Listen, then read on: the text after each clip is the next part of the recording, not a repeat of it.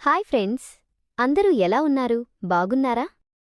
జీవితంలో ప్రశాంతత, సంతోషం ఉండాలంటే మన చుట్టూ ఉన్న అనుబంధాలను, సమయాన్ని గౌరవించడం చాలా ముఖ్యం.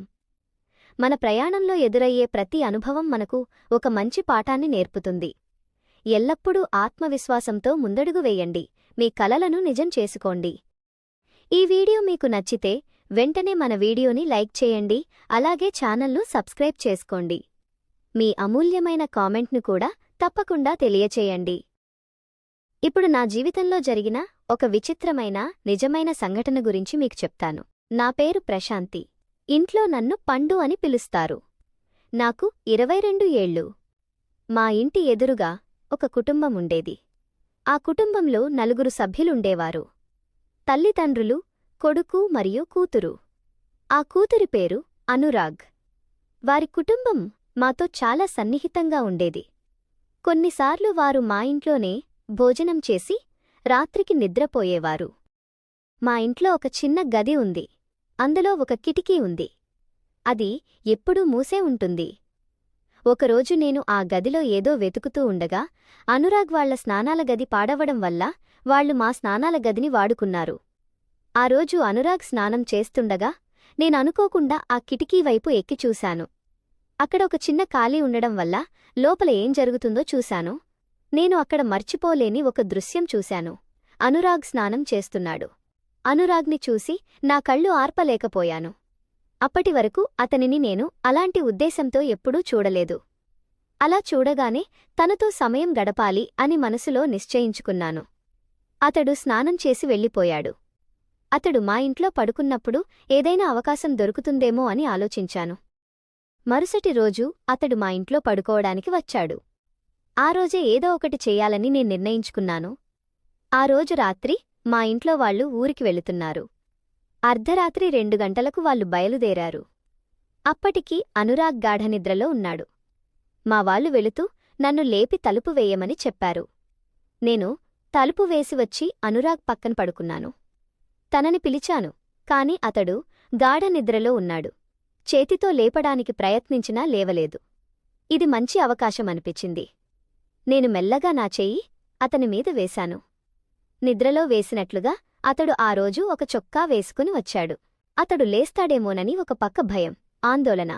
అలా చెయ్యి వేయగానే ఏదో ఒక మెత్తని అనుభూతి కలిగింది. నాకు ఇంకా ఆగలేకపోయాను. ఎంత బాగుందో! నా జీవితంలో ఆ అనుభూతిని మర్చిపోలేను. నాలో కోరిక ఎక్కువైపోయింది. నేను తనని ముద్దు పెట్టుకున్నాను. అయినా అతడు లేవలేదు. కాని కాసేపటికి అతడు కాస్త కదిలాడు. వెంటనే నేను కొంచెం దూరం జరిగాను. కాని అతడు చాలా గాఢనిద్రలో ఉండడం వల్ల లేవలేదు. అతడు నాకు ఎదురుగా కాకుండా మరో పక్కకు తిరిగి పడుకున్నాడు. అప్పటికే నాకు చాలా ఆతృతగా అనిపించింది. నేను వేరే గదిలోకి వెళ్ళి వచ్చాను. అతడు అలాగే పడుకున్నాడు. నేను ఆగలేకపోయాను. మళ్ళీ అతనికి దగ్గరగా జరిగాను. కాని అప్పటికే చాలా సమయమైంది. నాకు ఒక పక్క నిద్ర వస్తోంది. నేను అతనికి కాస్త దగ్గరగా జరిగి పడుకున్నాను. మెల్లగా మళ్లీ చెయ్యి అతని మీద వేశాను. అతనికి దగ్గరగా జరిగి పడుకున్నాను. అలానే ఉదయం 7 గంటలు అయింది. నాకు మెలకువ వచ్చింది. ఎవరో నన్ను పట్టుకున్నట్లు అనిపించింది. మెల్లగా కళ్ళు తెరిచి చూస్తే అనురాగ్ నన్ను గట్టిగా కౌగిలించుకొని పడుకొని ఉన్నాడు. నా మీద కాలు వేసి అలాగే పడుకున్నాడు. ఎంత బావుంది అనుకున్నాను. నేను అతని వైపు తిరిగాను. తరువాత అతడు లేచాడు. అతడు లేచి నన్ను పిలిచాడు, చెల్లీ చెల్లీ అని. నేను నిద్రమత్తులోనే చెప్పు అన్నాను. అలా చెప్పడం చూసి నవ్వుకున్నాడు. ఏమీ లేదమ్మా, పడుకో అని జోకొడుతున్నాడు. నేను అలాగే పడుకున్నాను. ఒక అరగంట తరువాత అతడు నన్ను లేపి, చెల్లి నేను ఇంటికి వెళ్తాను, చాలా సమయం అయింది అన్నాడు.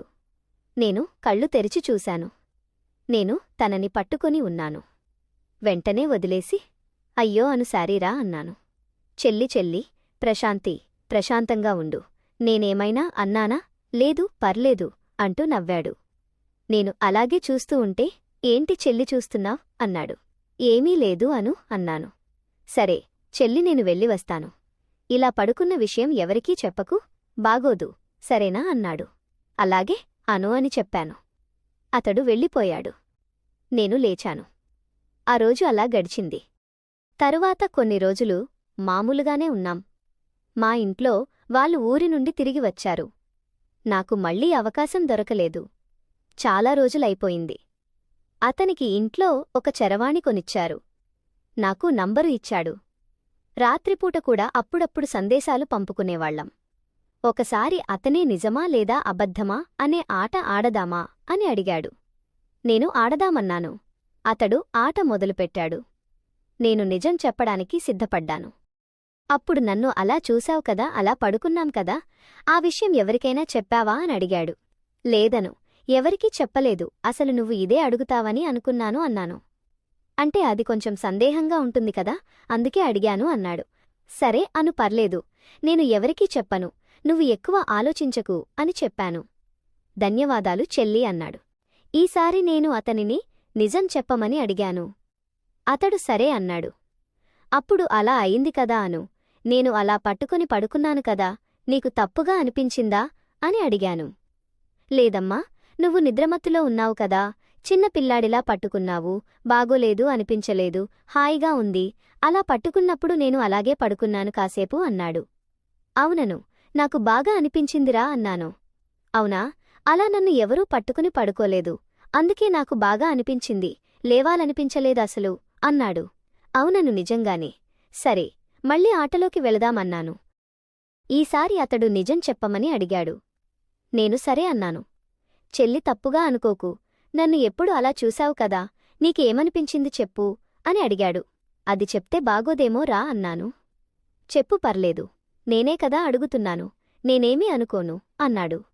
సరే అను, అలా చూసినప్పుడు నమ్మలేకపోయాను, మొదటిసారి అలా చూడడం చాలా బాగా నచ్చింది తెలుసా, నాకైతే మళ్ళీ అలాంటి అవకాశం ఎప్పుడు వస్తుందా అనిపిస్తుంది అన్నాను. ఎందుకు అలా అంటే, ఈసారైనా దగ్గరగా చూడాలి అనిపిస్తుంది అంతే అన్నాను. అయ్యో చెల్లి, కావాలంటే నన్ను అడగొచ్చు కదారా అన్నాడు. నేను అడిగితే మాత్రం నువ్వు నాకు అవకాశమిస్తావా అను అన్నాను. ఇస్తానేమో, అడిగితే కదా తెలిసేది అన్నాడు. కాకపోతే మనం అలా చేయడం తప్పేమో కదా రా అన్నాను. లేదు, తప్పు కాదురా, మనం సొంత అన్నా చెల్లి కాదుగా అన్నాడు. సరే అయితే ఎవరికీ తెలియకుండా అలా చేద్దామా అను అన్నాను. అవును, అదే మంచిది, నీకు సమ్మతమేనా అని అడిగాడు. సరేరా అను, ఇప్పుడు బయటికి వస్తావా అన్నాను. ఇప్పుడా, ఎలా రా అంటే, ఇంట్లో అమ్మ పడుకుని ఉంటుంది కదా అని అడిగాడు. నాకోసం ఆ మాత్రం చేయవా, నిజంగా చూడాలనిపిస్తుంది, ప్లీజ్ అను అన్నాను. సరే బయటకు రా చెప్తా అన్నాడు. వస్తున్నా అని చెప్పి నేను బయటకు వెళ్ళి అతనికోసం ఎదురు చూస్తున్నాను. అతడు మెల్లగా వచ్చి నా చేతిని పట్టుకుని వాళ్ల స్నానాల గదిలోకి తీసుకుని వెళ్ళాడు. ఒకవేళ అమ్మ లేచినా స్నానాల గదిలో ఉన్నానని చెప్పొచ్చు అని అన్నాడు. అవునను, అది నిజమే అన్నాను. ఇటు రా అంటూ నన్ను దగ్గరకు తీసుకున్నాడు. 10 నిమిషాల తర్వాత చాలా బావుంది కదా అనిపించింది. అవును, నిజంగానే ఏదో మైకమెక్కుతోంది అనిపించింది. ఇంతలో తలుపు శబ్దం వచ్చింది.